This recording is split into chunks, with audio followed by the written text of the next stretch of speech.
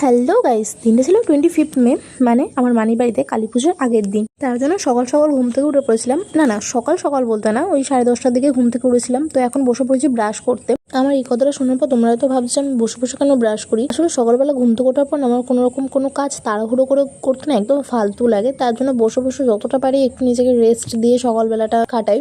তারপর ব্রাশ করা কমপ্লিট করে সকালে কম্পিউটারে নোট লিখতে লিখতে খেয়ে নিয়েছিলাম মায়ের হাতে করাই সকালে চাউমিনটা। আর তোমাদের প্রথমে যেহেতু বলেছিলাম যে আজকে আমাদের মানির বাড়ি যেতে হবে, তাই তাড়াহুড়ো করে খাওয়া কমপ্লিট করে এখন আমি আর মা দুজনেই বসে পড়েছি যে যার কাজে। মানে মা কমপ্লিট করছে মায়ের ব্যাগ গোছানোটা, আর আমি এদিকে আমার মেকআপের জিনিসগুলো যতটুকু নিতে হয়, মানে স্কিন কেয়ারে যেটুকুনি প্রোডাক্ট না নিলে না হয় ওইটুকুনি জিনিস নিয়ে নিয়েছি। এদিকে মায়েরও ব্যাগ গোছানো কমপ্লিট। তো মাঝখানে আমি কোনো রকম কোনো ক্লিপ নিতে পারিনি, একবার রেডি হয়ে বেরিয়ে গেছিলাম। আর আজকে আমরা নৈহাটি থেকে 7:15 ট্রেনটা ধরবো, কিন্তু এদিকে কাছড়াপাড়া থেকে নৈহাটি অব্দি যাওয়ার ট্রেন 6:15 পর আর নেই। তাই তাড়াহুড়ো করে 6:15 দিয়ে যে কৃষ্ণনগরটা ছিল ওটা করে আমরা চলে গেছিলাম নৈহাটি স্টেশনে। আর ম্যাক্সিমাম টাইম আমরা নৈহাটি থেকে এই 7:15 ট্রেনটা ধরি, কারণ ব্যান্ডেল থেকে আবার এই ট্রেনটাই 7:40 কাটোয়া করে দেয়। তো নামানামির আর কোনো ঝামেলা থাকে না, পেছনে যদি কোনো তারা না থাকে তাহলে আমরা এই ট্রেনটা করেই বেশিরভাগ টাইম মা বাড়ি যাই। তারপরে মা এনে দিয়েছিল এই ডিম টোস্ট, একদম ফালতু খেতে হয়েছিল। তারপর খাওয়া দাওয়া করতে করতে আমরা পৌঁছে গেলাম কালনাই। আর মানি বাড়িতে পরের দিন কি কি কালী পুজোতে হয়েছিল সেটা আমি তোমাদের সাথে নেক্সট ভিডিওতে শেয়ার করবো। Bye bye.